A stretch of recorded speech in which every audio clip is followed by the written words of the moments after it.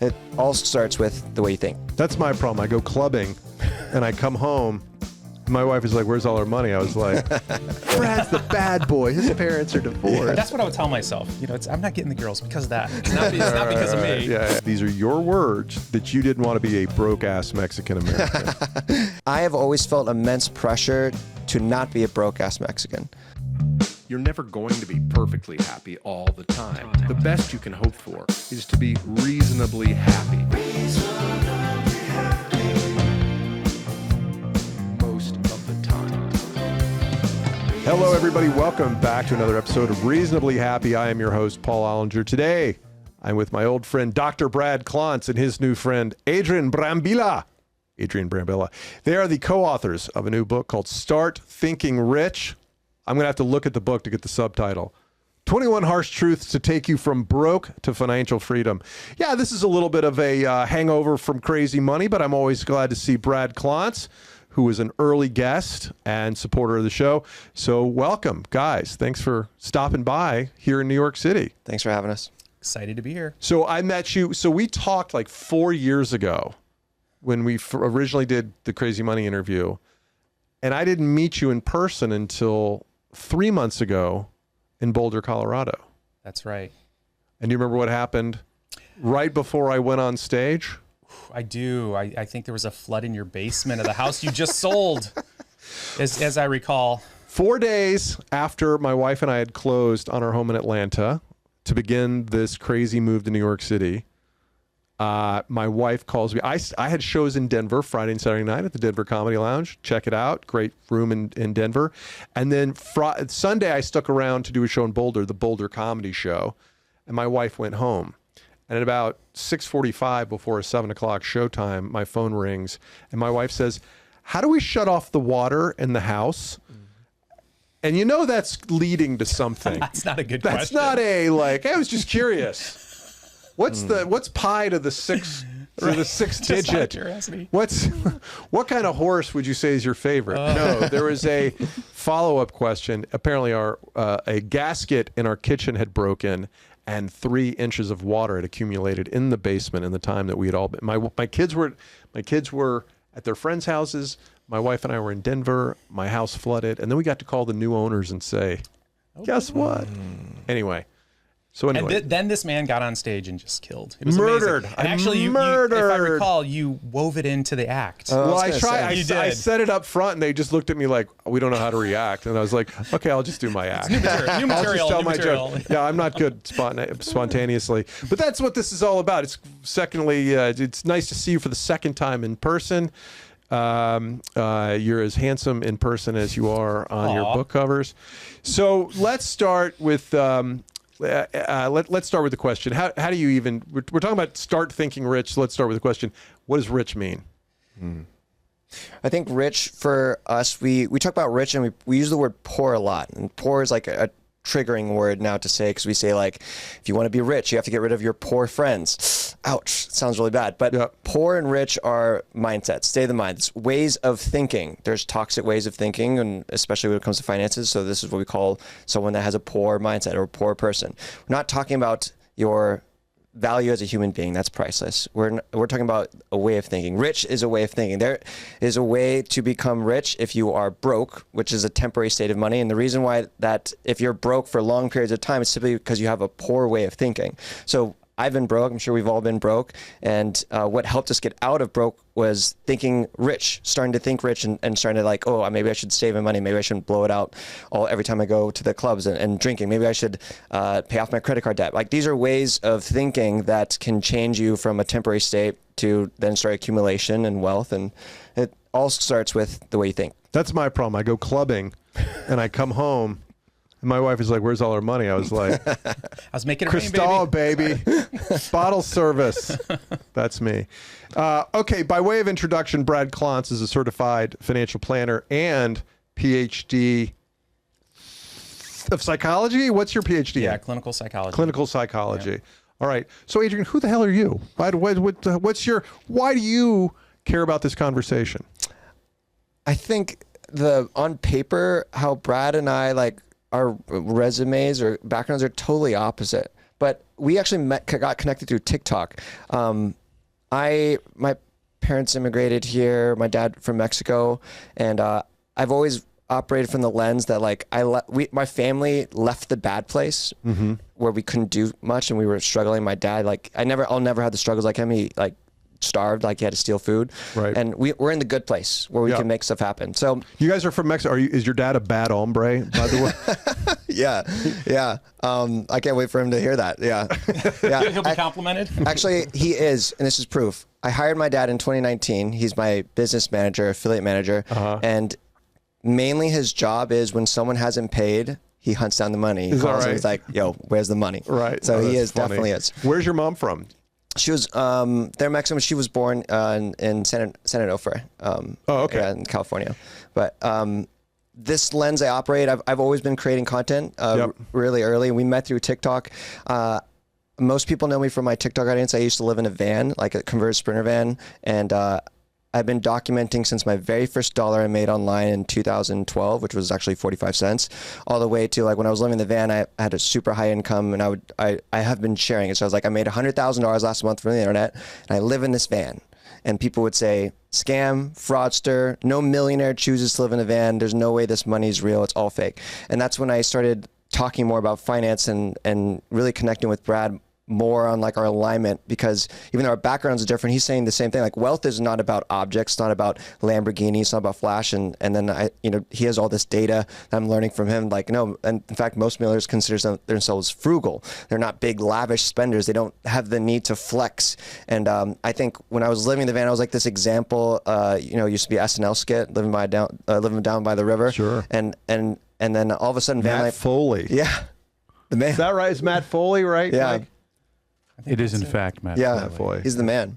But it became cool to like live in a van. I just happened to be in it, and that's where my audiences went from like 100 to millions. And then Brad and I were saying the same thing about wealth is about time freedom. It's about choice.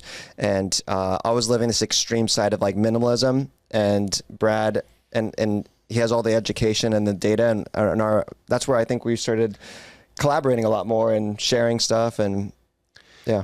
So I have a joke. So I'm just going to preface it up front. This is a bit, right? But I've reconstructed this, thinking about my childhood. And I do remember this, that one of the money events that happened to me that formed my relationship with money as a kid was I was 12 and I went to the dentist to get a cavity filled, right? And my dad took me to the dentist that day. And right before I go into the dentist's office, he says, don't get the Novocaine. It's $20. Right? And so I'm sitting there in the dentist's chair. This definitely happened. And I'm just writhing in pain. And all I could think to myself was like, whatever $20, whatever this thing that costs $20 is, I'm going to make some damn money because we should be able to afford this. Now, we probably could afford it. But my dad was such a frugal person that he couldn't understand why people would need material luxuries like anesthesia. Tell me about something in your childhood that made you think this isn't the way I'm going to live when it's up to me. Well, spoiler alert, that's how you start your book. That's correct. That's correct. And I laughed out loud. It's unbelievable. Did you relate to that? I did relate to that. Yeah. So I had so many like terrible experiences growing up about not having money. Like chapter 1 of our book is Being Poor Sucks. Yep. Just to make it clear if anyone was confused. Yep. And it's, my parents divorced when I was 2, lots of fighting. And for me, it was always like, oh, you can't afford to do that because your dad's not paying enough in child support. And so it was anything. How does that make you feel about your dad? Well, very, very clear soon. By the way, people divorce great nowadays. Back in the 70s, they weren't so good at it. Okay. And it was not good. And so I think I was very early on, I was like, my mom seems to have a real skewed view of my father. Like I figured that out. Is there some resentment going on? I picked up on the energy. You were getting one point of view in that story. Right. And then I would go spend some time with him and I'd be like, he doesn't look like a total raging asshole. Right. Yeah. Yeah. So there was a lot of lack. And just feeling terrible about it. Yeah. And I'd say low self-esteem associated with it too. Feeling somewhat judged by, well, first of all, I was the only kid who had divorced parents, I think in my entire town. Is that right? I mean, it was kind of rare back then. Did you grow up in a Mormon town? No, I didn't, but people must have been quiet about it or what. I think they just committed to living in misery forever. The divorced Klontz family. Yes, exactly. Wow. So there was shame around it. And as I became older, there were literally like girls saying, well, my parents don't want me to date you because your parents are divorced. Oh my God. That makes you the bad boy. That's brutal, right? That's why That you was couldn't the get the bad girls, boy. actually. Brad's the bad boy. His parents are divorced. That's what I would tell myself. I'm not getting the girls because of that. It's not because of me. Yeah. So I think it was just a series of not having enough. And I would go to my aunt's house in Detroit, and there'd be like gunfire and Oh, wow. all night long. By the way, it was really bizarre. And just realizing like this sucks. Okay, and so I think at a young age, I got really curious about what it took. Like my definition of rich was someone who has 2 bathrooms. Right. Yeah. I was like, damn. Yeah. And I remember going to my buddy's house in middle school, and they had 2 bathrooms, Paul. It was amazing. And I started to interview his father at dinner. And I'm just hungry. I'm like, okay, so did you go to school? What degree did you? What is your job? I mean, and they're probably looking at me like, who is this kid? Right. I felt like a reporter, or I felt like a psychologist at that point, trying to figure out what are they doing differently than my family. Both of my grandparents lived in trailer parks. And some branches of my family have been here since, the Mayflower. And it always had me curious because my family, very hardworking, God-fearing, loving people. And it's like, how come they're not able to climb the socioeconomic ladder? Why are we starting out here generation after generation? And so then I became a psychologist, and then I started to run into my own problematic money behaviors because I had a poor mindset. I didn't know what I was doing. I didn't know what rich people did. I didn't know any rich people. And so unwinding that, trying to figure out my psychology, why would a reasonably intelligent person do drastically dumb things with his money? Yeah. And I just got really curious about it. And discovered I'm a psychologist, so I discovered it's my mom's fault. Yeah. Right, there you go. Yeah. I was 25, had no money, was in a very low paying job. I'd pay my bills. I'd have $14 left until my next payday. And there was a point where I woke up one morning and I was like, fuck this. Like, this will not do. And I didn't have a short-term solution, but I was like, I'm going to figure this out. I'm going to dig out of this. If somebody finds themselves in that place, and in that they've hit financial bottom, or they've gotten to the crossroads and they say, it's time for me to step up, what do they do? Well, the first thing I want to say is that what you just said is the most important part, where you said, I'm going to dig out, what do I need to do? And in the studies we've done on ultra wealthy people, they have a tendency to have more of an internal locus of control. And what does that mean, doctor? Yeah, well, I wasn't just drop it there. I was thinking internal locus of control on my way to this conversation today. So it's sort of like locus is sort of the location. So where is control? Is it outside of you, external locus of control, or is it inside of you? And when I say control, I mean the outcomes you're getting in life. Like you had that internal locus of control. You're like, this sucks. I need to do something about it. Right. And I think that is the biggest transformation. And people who are wealthier tend to have more of that internal locus of control. So when things that means you look to yourself to be able to be the agent of change in your life. Yes. So what is it I'm doing wrong? That sounds very Republican. Are you a Trump fan? No, we're not going to go there. But this does kind of bring up the question of responsibility, which has political implications these days. Like what you say, it sucks to be poor, you're responsible, it's up to you, all these things. There's a whole culture of people that don't agree with you on that. And those people won't like one of our chapters is called Only Poor People Think the System is Rigged. It's a tough one. But the awakening that you had to look at yourself as I need to change, that's the truth. Because by the way, we mentioned like in the book, the system is rigged. There's systematic oppression for minorities. All this stuff is true, and we try to have a different lens of viewing making money and opportunities. 9 to 5, entrepreneur, podcasting. These are all like different games. And podcasting will make you rich for sure. Do it. Truth about like podcasts. I have so many friends that have started podcasts, and 6 months in, that's like I think the average turnout rate. But I think no matter what you're trying to do, you have to know the rules of how to play the game. And so the only people that say the system is rigged because they don't know the rules. So like your path to success, my path to success, your path, there's lots of different paths to success.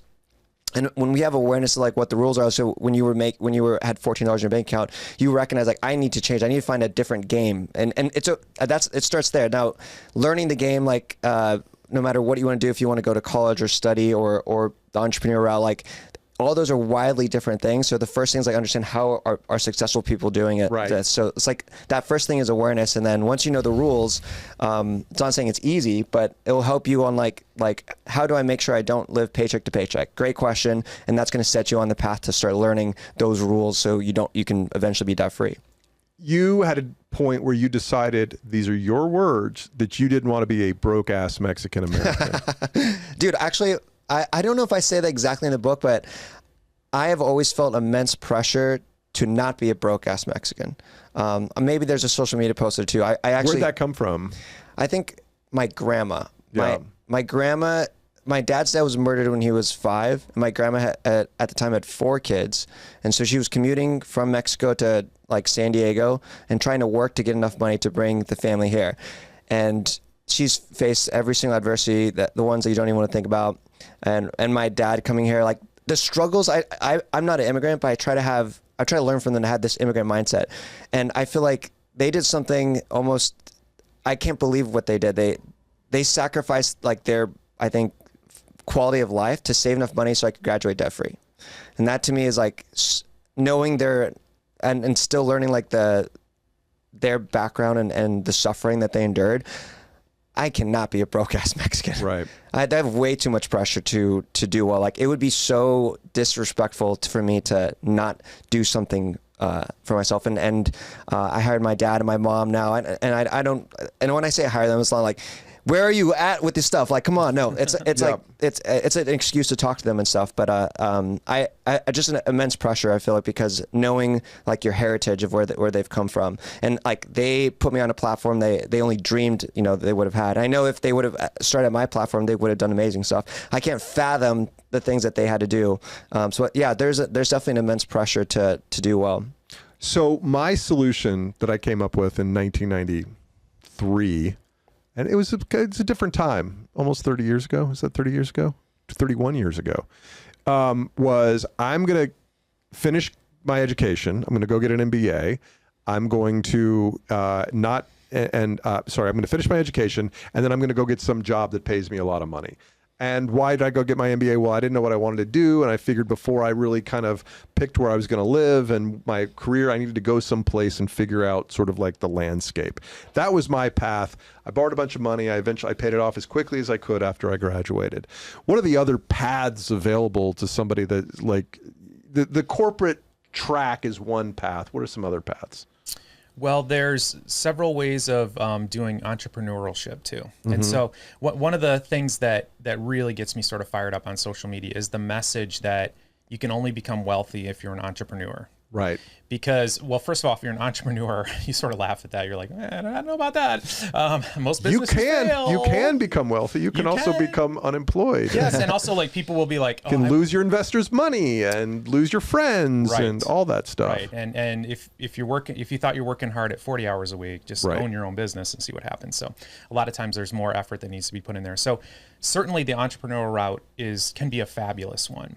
But most millionaires in the United States actually have 9-to-5 jobs or they're professionals. So it's just important to know that and understand that, because I think one of the disempowering things is to think that, well, that's the only way I can do it. Meanwhile, when you actually run the numbers, you could be an employee at a fast food restaurant your entire life and become a millionaire if you have a rich mindset and you just start saving and investing a percentage of every dollar you make. So the entrepreneurship. Come on, Brad. Like if you're making $14 flipping burgers, you got 2 kids at home, how much are you going to be able to save out of that paycheck? Well, I've run the numbers and I've worked with people who do it, and it's a mindset. So if you have it early on, you can do it. Mm-hmm. But by the way, if you also have that mindset early on, you'll probably advance. You won't be flipping burgers. Well, you'll probably advance along the way. Right. But really it comes down to that first dollar you make and having the mindset that I'm going to set 10, 20, 30% aside for my financial freedom. That mindset will lead to an automatic millionaire. Guaranteed. Over 40 years. Over time, yes. Right, yeah. Yep. The 40 years is like that if you invested $5 a day, I think it's 42 years, it's $1 million right, at average market return. So obviously you want to invest more and more, but the entrepreneurship route is certainly one way. Adrian and I are both entrepreneurs, and one of the things we share is that we didn't take on any debt for that. We bootstrapped it. Both of us actually held on to our day jobs. I became a millionaire working in a public school, and it was only when I was making enough money to replace that income, actually double the amount of money to replace that income, that I took the leap into entrepreneurship. So there's lots of ways to do it there. 9 to 5 is another way. I think the one thing I wanted you to say, so everyone, you keep shitting on the people that make minimum wage and saying you can do it because it's all the sacrifices, right? You have one chapter title where you even said like you should get bald. Yeah, we got some. Because you save money from hair. That's what I did. You save money from haircuts. It's 18. That gel in your hair costs a lot of money, dude. In New York City, you know what it costs for me to get this hair? It's $40 to get this hair get this buzz. What? Yeah, dude, I would do it for half that. You would do? Oh, you would? Yeah. But no, That's seriously, nice. like we have a chapter because we hear this a lot. I can't afford to invest. Yeah. And we kind of call bullshit on it. Right. Like because you can afford to do what other things? Well, like, all right. So what we did in that chapter, somewhat sarcastically, but earnestly, because we did the math. Yeah. Is we looked at what does the average American pay in rent? Well, if you got a roommate. Yep. You have just taken your biggest monthly expense, cut it in half. And we actually have a chart on the number of roommates you get and how much money you can invest. Yeah. So you do that if you rode the bus instead of having a car, if you cut your own hair or got bald. Yep. By the way, that one, you'd say the average woman in America spends about $1,800 a year. Right. And over 25 years invested, that's like over $200,000. So we actually run the numbers. Yeah. And if you stop drinking alcohol, we looked at the average amount Americans pay for that. Add all that up together, and in 25 years, it's $2.8 million that you've squirreled away. Right. Now, you might say, I don't want to do any of that. Are you crazy? It's like, I don't either, Paul, except the bald thing. Yeah. And it's like, well, then go ahead and just invest and pay yourself first. That's another way to do it. Yeah. Or increase your income, which is Adrian's passion in teaching people how to make money online. By the way, Paul, too, I'm trying to decide, send the kids to college or send them to Adrian's house for the summer. There you go. There you go. Anyway, I'm leaning towards the Adrian's house. Adrian, I was thinking I'd become a backup dancer for a hip hop star. Is that a good path to wealth? I don't know. Can you show me an arm wave? Come on. This is fascinating. Where did your career begin? I went to school in this super private university. I grew up in Southern California, University of Dubuque, Iowa. It's like a small town, 60,000 people. My second semester, I went to my first breaking battle. Actually, I'm going to mic it. If a hip hopper hears me say breakdancing, he'll be like, that's wrong. You don't say that, breaking. And I saw a guy spin on his head for the first time. I was like, what? This is crazy. So seeing in real life for the first time, I went to in Dubuque, Iowa. There's not a lot of places you can learn hip hop.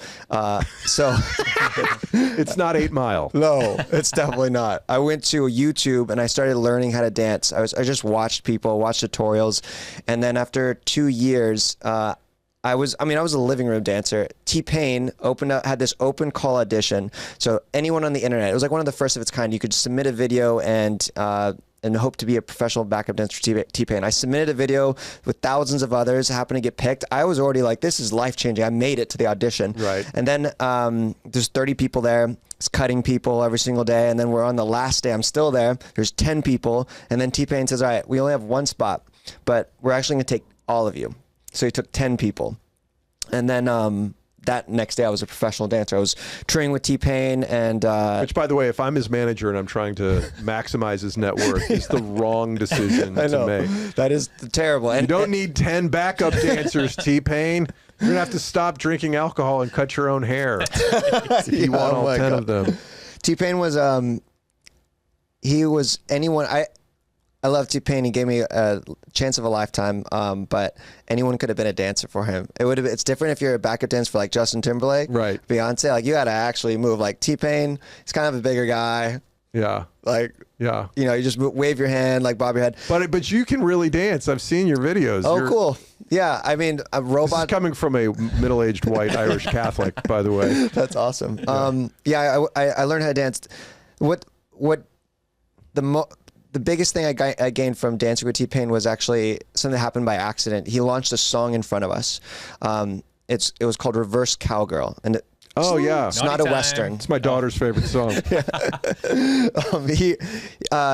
It's a terrible song, but he before we pressed live, and this is back in iTunes day, every download's 99 cents.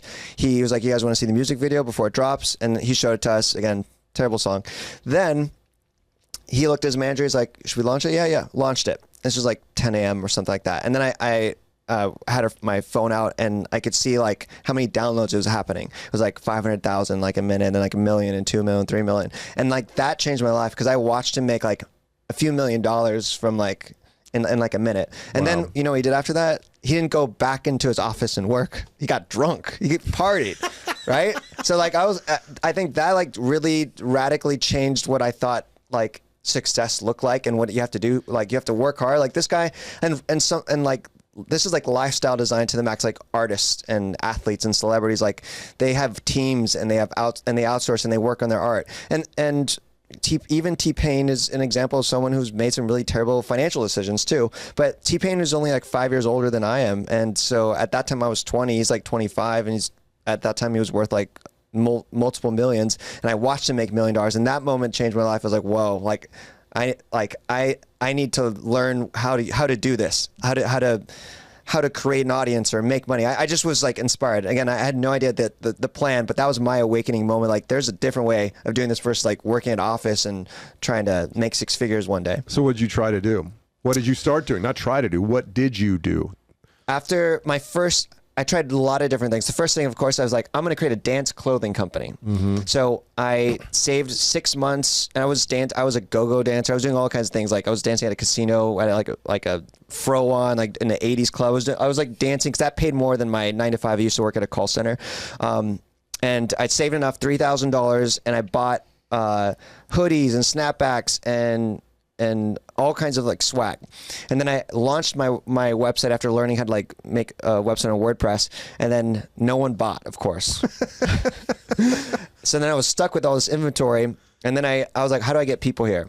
So then I created YouTube videos, and that's when I first started creating dance tutorials. And then I would try to get people to buy the clothing, and it never worked. Eventually, like 8 years later, I moved to Ireland, and we sold all of our stuff, and I forgot about it, but there were boxes still from that first like clothing that I never sold. So we took them all to Goodwill. Like, but that's one of many. What was the brand? Dance Saves Lives. Right. Okay. Man, I wish it would have worked, but it sometimes that was like the most I ever spent. And then I learned like I'm never going to spend money without knowing like how it works. So the business that was the first one that paid me was teaching people how to dance the robot. Eventually I created, this is like 2.5 years into it. So all I have is a loss of this $3,000. And then, I had created a 60-minute dance tutorial on how to do popping and like the robot. And then that month, that was the first time I made like $1,000. So it was like 2.5 years of zero. And then that first month I launched the product, and I had like maybe like 15,000 subscribers. And the profit on every incremental customer is 100%. Yeah. Off that digital product. Right. So you don't have to, it's the kind of business you go into, not just that you want to go into business, because apparel is capital intensive. If you don't sell it, you're stuck with inventory. But if you make a video, you can sell it over and over and over and over again. Yeah. It was, I tried many other things. I tried to make music. I tried, coaching online, doing the robot. A lot of these things failed. So I want to make sure like I'm not just hitting home runs. Like I failed a lot. And then here's the real question. Would you work 2.5 years without making $1? Apparently I would. Let's see, I've been doing comedy since 2014. And these years have not been profitable. However, like I think what you're about to get to, which is that though? Has she seen the books? Or I'm gonna get to a certain point, and I'm just gonna like check out. She's gonna be like, "Oh my God, look at this balance sheet." But what's happened is I've started to do a lot of corporate speaking, which I never actually sought to do, but people started calling me to say, "We love your podcast. Will you come talk to us?" And I'm like, "Sure." what does it cost? And then, you start with some small number because you don't know. And then all of a sudden the number keeps growing and you're like, you want to pay me that to come to Atlanta? Do you work comedy into those presentations? There's many of my comedy bits that are in the it's like comedy with a message. Yeah. And so, your comedy has a message though. Some of it does. Yeah. Some of it does. I enjoyed it. Thank you.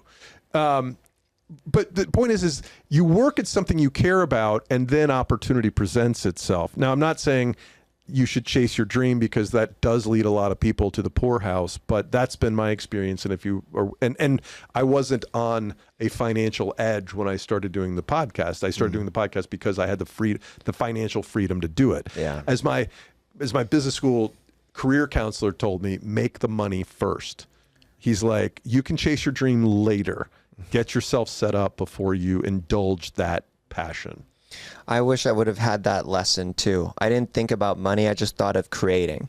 And I think a lot of people that create content, they don't have a business back end. They think like what I thought. I could just post online and eventually money would appear. Right. And then the idea to create a product wasn't mine. It was actually subscribers. Said, Adrian, you have all these like 30 different tutorials online, but it's like hard to actually go in depth. Could you make something more detailed? And I would buy it from you. And that was like, that's a product. So it's like, how do you make money?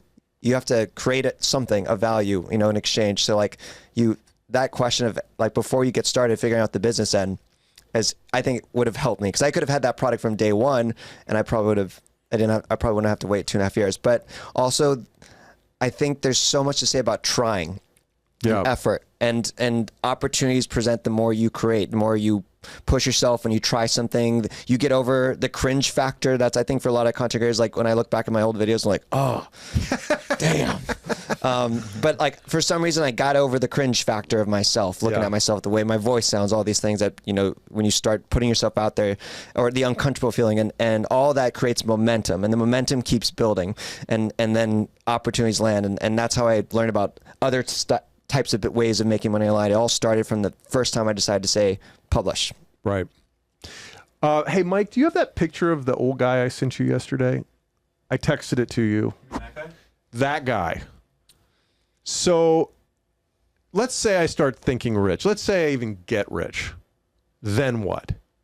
What will that lead to? Will that make me happy? Well, it's we used to think it wouldn't. We used to think that happiness capped out at about, it was 50,000, then it was 75,000. And do you know why you think that? Why? Because of a paper this guy wrote. That's the guy. With Daniel Kahneman. Okay. That's Sir Angus Deaton, who, by the way, has a Nobel Prize. We're about to rip that away. Economist at Princeton.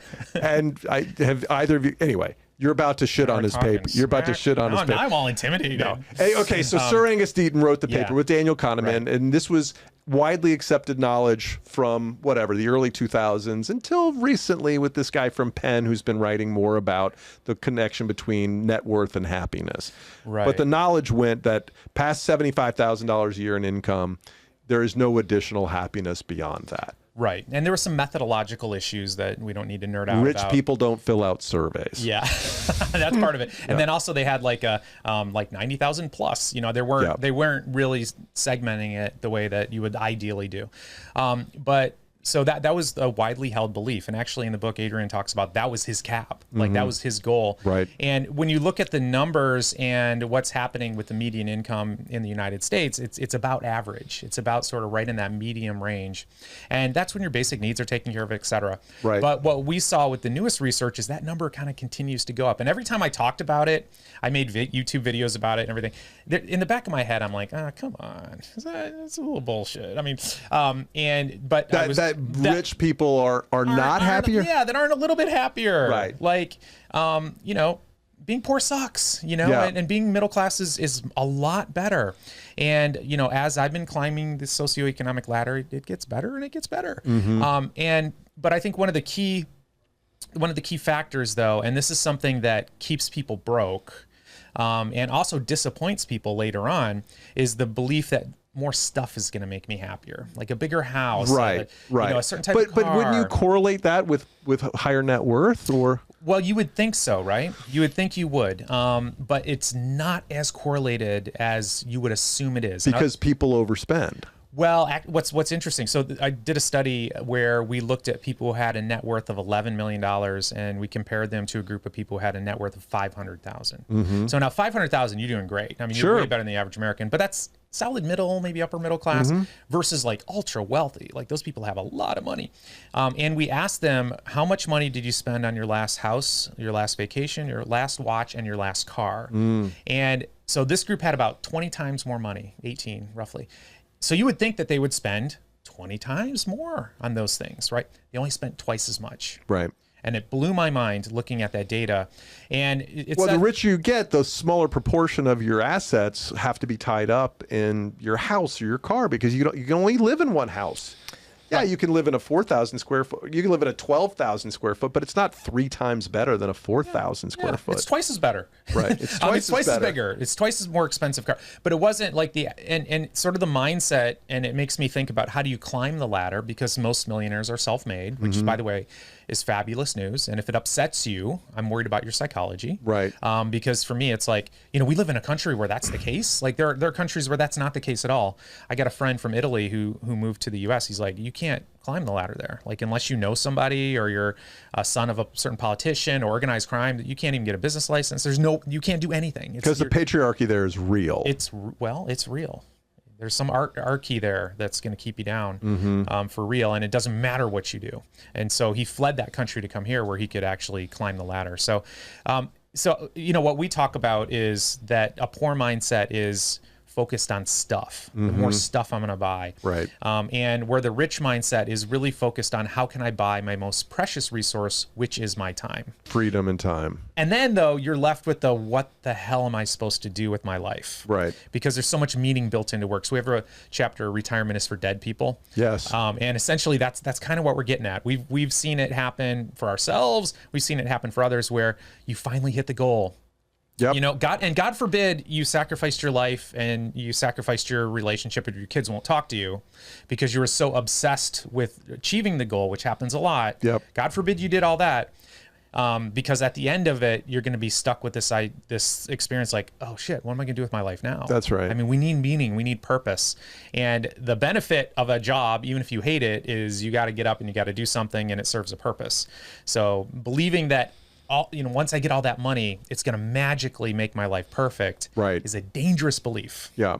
I think I did interview Professor Deaton in his office at Princeton. It was a big thrill to talk to him because he's a very high status guy. And he's also charming. He's an 80-something-year-old. He's still got a Scottish lilt. Was he talking shit about me too? No, I asked him about you. He was like, "Who the fuck is that?"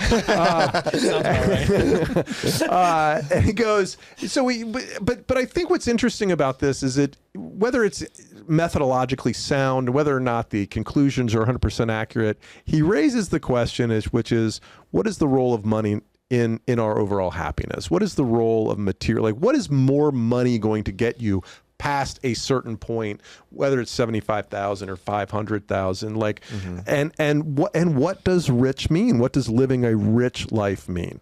What do you say? I didn't ask him that specifically. You didn't listen? No. Well, he always said, like, he thought about it in the sense that it's not like there's more happiness if you make more money. It's that there's less shame up to a certain point. He's like, he told me a story about his father, he grew up in significant poverty in Scotland in the 40s. And he said the worst thing that ever happened to him in his childhood was when his father couldn't afford like a 25-cent fishing license. And it was even counterproductive because the fish he would catch, which was his great joy in life, would be food for the family. And so he's like, I could have paid for that over and over, but they didn't have the 2 bits to buy that pass. And so he's like, and I think he carries that with him. And so it's like, up to 70, when you get to $75,000, you're at least not chaos. If you're managing your life decently, has kind of left the building, and everything addition to that is gravy. Yeah, so he had a sense of safety at least, and security, and less shame because at $75,000, right, because you're closer to the psychology for me is around our tribal brains, and we are very, very connected to people's opinion of us. So status is everything. We like to say it's not. And it doesn't stop at $75,000. In fact, the higher you get into the 98th percentile, the more people are aware of their status, especially relative to those above them. Well, and you tend to drift to hang out with a tribe that now has 90,000, and they're looking at the tribe that has 150,000, and so that's sort of the danger in not acknowledging. Frankly, you have to acknowledge that you're vulnerable, that you really, really care about what people think. That's the way we're wired. Mm-hmm. This guy kind of screwed me over, I think. Why is that? Oh, no, yes. Because in the journal, he owes you money. What is it? I feel like I believed him so much that I have a journal entry, and we printed out in the book of me in my young 20s with my ultimate dream in life to make $75,000 a year. And I break down like where it's coming from. It was $60K from my 9 to 5, and then my side hustle would bring in $15K. And I said, I just can't wait to have like $400 in disposable income. Like that was my early on, just graduated. Like, what do I want most in life? And it was based off his study. Oh, interesting. And I feel like one thing I try to do when I try to encourage people to dream big, to like have bigger goals. I feel like if I had bigger goals, if I would have added a 0 to it, I feel like I could have, my whole way of operating could have been better. Now, I want to say back then, because I've been journaling since I was 20, when I was broke, when I was making minimum wage, when I graduated from college and I worked at a call center, I still enjoyed the process. So I wasn't like a bitter broke person. I was ambitious. So like, I think there's something you said about like having a goal and then like sacrificing your life and hating yourself in the process. So I always enjoyed it, but I feel like because of him, I like held back and I had ingrained in me that, well, I don't want to make more than 75,000 because if I make 85,000, that's $10,000 less happiness that I'm going to have. Well, but if you tell a kid, you're going to make it to the NFL or the NBA, right? I mean, we know the numbers on that. And yeah, you shouldn't discourage somebody from having big dreams, but shouldn't you help them find something that's at the high end of achievable? Like how do you think about the balance on that, false versus achievable dreams? I'm a huge fan of having audacious goals. Mm-hmm. I'm also a huge fan of like looking at the probabilities. Mm-hmm. And like for, I'll just speak specifically like in my life, like income goals, the higher the better. You're gonna have to shift your thinking around it. You're gonna have to figure out. The thing I love about it is, like if you seriously want to become an NBA player, you're gonna have to start figuring out what they do and how they train, and you're gonna have to start and implementing how tall that. They are. Well, there's some short ones out there. Yeah, there used to be. I don't know. And it's sort of like, I didn't get it. Well, tell me what happened. Well, I was able to make the high school team, and well, that's pretty good for your self-esteem. That's pretty good for your social status. And I was good, and then I trained more, and I was able to play in college. I don't think there's any problem with having those audacious goals, but I think that you should have some ones that are more achievable along the way, like have sub goals. But I never discourage people from having that, except for sort of like don't take out a bunch of money. Like don't do anything stupid along the way. Do good things along the way. Because we get hit up all the time with people who want us to fund their business, and it's like, there's no way in hell I'm funding your business. I don't even fund my own. I fund it with my own, sweat and tears, because of the failure rates are so huge. Right. So I think it's being fiscally responsible and reasonable around what's the probability of success and how much money am I going to invest in. When it comes to time, I feel like a lot of those time investments are just great because you're going to learn all sorts of things. So Adrian turned me on to a little side hustle. And I have my son wanted a job. He's 11.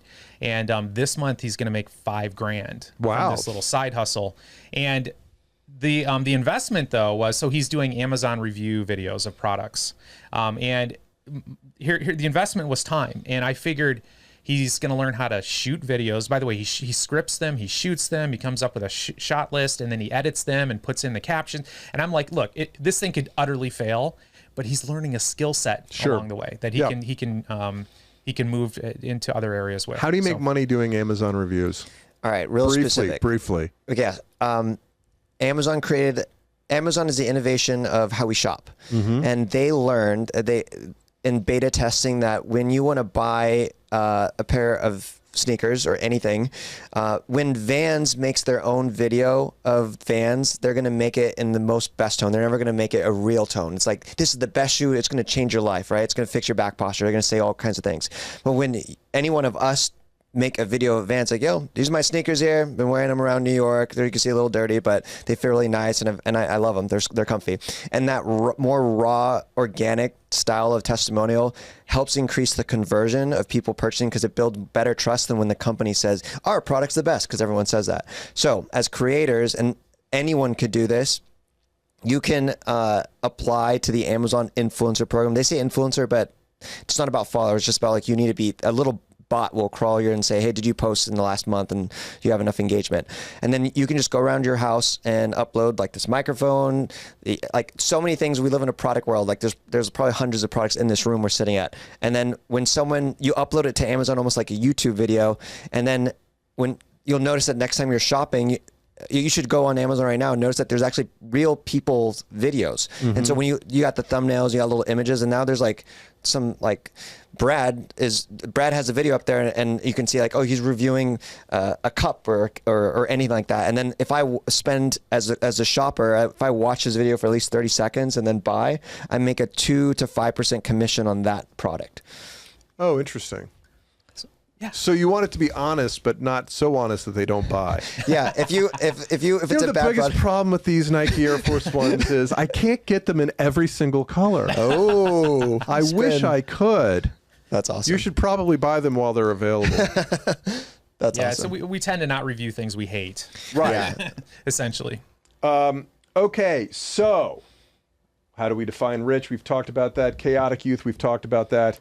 What kind of names have you guys been called online by promoting this gospel of self-sufficiency and wealth? Make this guy stop staring at me. I feel like he's... Doctor, I feel really good bad. to see you again, Sorry. Sir Angus. Not everybody loves your message. What have they said to you? I think you should share what your wife shared to you.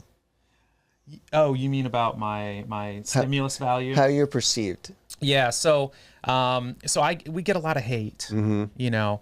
Hate's good for virality, though, right? Well, I kind of love it, you know. You are I a kinda love it. provocateur. You are a shit stirrer, Brad. Well, I worked in a high school for 20 years. Doing what? Working with high schoolers who were juvenile delinquents, and I grew up as a juvenile delinquent, you know. Right. So it's like, hey, you know, Dr. Brad, fuck you, you know, I'm gonna piss on your grave, you know. I'm like, oh, bro, you're gonna water my flowers? Yeah. Come on, give me a hug, buddy. Give me a hug. Fuck you. Anyway, they come back and love me later because I'm a juvenile delinquent. I actually kind of like it. But one of the things that sort of like blew my mind, like we're not really aware of our stimulus value sometimes. And I'm talking all about, I use the word poor all the time in my content, all the time, unapologetically. I mean, because I was poor. I have no problem talking about it. But my wife's like, Brad, like, people assume that you're first of all, hello, dude, you're white, you're a male, and you're a freaking doctor. No, everybody thinks that you grew up wealthy and you're just shaming poor people. Well, that's you know what they call that is implicit bias. Yeah. And so that's their biases that are making those assumptions about you. Well, and here's my blind spot, because I was like, holy shit, it never crossed my mind, but you're absolutely right. You know, that's what they're thinking. So how does that affect your behavior? Well, it's basically, I changed my profile and I say went from poor to rich. And part of the reason that I think that's important too is to try to be a source of inspiration for people. Right. And people online are going to connect with you, whatever. They connect with people, and sometimes they connect with people who look more like them or come from neighborhoods that they come from. But I mean, for this book, you know, honestly, we got so much shit for this book, and because we talk about 21 harsh truths, and we came by them honestly. So we're brainstorming what are the mindsets that are associated with wealth? What are the mindsets that keep people stuck? And then we tested, so we had the chapter ideas, and then we tested titles of the chapters for the most, you know, sort of impact, emotional impact, positive, negative. And we just get tons of crap for it. I think I also, even though I'm Mexican, I'm lighter skin, and I was also getting white privilege comments, so then I started wearing a Mexico jersey on my TikTok videos. Sombrero. I wear a sombrero now. Yeah. But I think it's all the dismissive comments, like easy for you to say, privilege, or like out of touch, tone deaf. Sure. But I think I understand when people say that, because if someone is scrolling Instagram, they see one video of us and they don't know our background, our story, that we, our struggles, it comes across as like a first impression. But that's why we've combined over 10,000 videos we post online. So we're, as a content creator, when someone sees the first, they might make those assumptions and they learn more about who we are. Like, there's actually a lot of love in what we say. We're trying to empower people, but Yeah, it's like Jen Sincero or Sincero. Is it a hard C or a soft C? Do you know? You're a badass at making money and all that stuff. That there's a point that some people, like, how do you get people to see their real potential? Like, you're kind of trying to kick them in the ass a little bit to say, like, what does it take to get people to wake up and say, it's up to you? Yeah, and it's so for the vision for this book is essentially, so I'm a psychologist, man. Like, and what happens, like, I am not a politician. I'm not, my life's effort is not to change a system. Like, by the way, if that's your life's effort, do it. Yeah. Like, and then we'll write a book on how to thrive in that system. We'll have to learn that. So you're not arguing that the system is fair. Not at all. The world is fair. Not at all. As a matter of fact, everybody has an equal shot at succeeding. Absolutely not. Yeah, it's absolutely unfair. And I felt that my entire life growing up. And I felt like the system was rigged and all of this. But that kind of thinking keeps you stuck. The algorithm is rigged. Well, the system. And that keeps you stuck as a creator. You think the algorithm's out to get you, you're going to quit. And essentially for this, like, when I was working with these kids, and I would literally get up and go shut the door and make sure nobody out there heard what I was about to tell them, because I was going to give it to them straight. And so that was sort of my vision with this project, is like, I'm going to pretend like I just shut the door. You're sitting in front of me. I love you. I don't want to see you struggle anymore. And I'm just going to give it to you straight, And how'd that go? Well, sometimes they'd report it to their parents, and then I'd get in trouble. And sometimes people don't want things straight a lot of the time. Yeah, and sometimes the teachers would be upset. Like, I would literally train these kids on how to improve their grades without doing any more work and not learning anything else, by giving their teacher special attention, by being the only one in the class staring at their teacher and maintaining eye contact and all this kind of stuff. And by the way, it always worked, because social skills are important. And if you get your teacher to like you, you're going to get better grades. But the system didn't necessarily like that tactic, because they wanted them to study more for a test. I knew that eventually, if they felt like their teachers liked them, that they would eventually study more for them. Yeah. But essentially, it's like the system, it's a game. That's the way we look at it. There are rules, unfairness. You can learn the game. You can learn the rules. And if you don't believe it from me because you can't relate to me, look at Adrian. Learn from him. If he's not it, find somebody who's a step ahead of you, step or two ahead of you, who's achieved it, someone from your neighborhood, someone who looks like you, whatever it is, so that you can relate to them. But find those role models, because that essentially tells you that you could do it too. I love that. I mean, I think they should definitely listen to me. I don't know about you. I'm just kidding. But no, Brad's expertise, there's not, how many other people are like Brad on the internet, like a doctorate with, this is their 9th book, and you're creating social media content for free, right? Trying to help people. So like, this is stuff that we're in, like, uncharted territory where we have so much information, and like, I would never have access to you, let alone written a book. It came from social media. The people that listen to this podcast, like, you're making an impact in their lives. So it really is like where your physical environment is. You may not have millionaires next door, right? But the internet is where I learned how to dance. I learned about money. I'm now writing my first book. Like, I always point to the internet because I think the internet's the great equalizer. There's no racial bias or glass ceilings that exist on the internet that exist in the physical world, and you can tap into any ecosystem. It's like there's millionaire groups on Facebook to, like, type in financial freedom, fire movement people. Like, there's so much. So where you spend your energy, where you're scrolling, where you're looking, it's not just your physical environment, but your digital environment too. And you can put yourself in great situations versus like binging Netflix. Like, how you spend your energy will say a lot about where you're heading, I think. All right, let's do a quick word association, then we're going to get out of here. Word Penis. association. Oh, sorry. Oh, wait, do I start or do you start? I start. Yes. I was going to say lunch, but sorry, that's not relevant to happiness. Brad's a bad boy. Student loans. Good. Oh, there's the provocateur. No. The counterintuitive answer from Dr. Brad. I am so grateful for student loans. I wouldn't have been able to go to school. Yeah. I wouldn't be able to afford it. Wouldn't be able to get a doctorate. But what? Well, I took $80,000 out to get my MBA, but I chose a course of study that would pay me back. Yes. And 2, I actually paid back my loans. Yes. Yeah. So your major does matter. Yes. So the average college grad makes over $1 million more during their lifetime.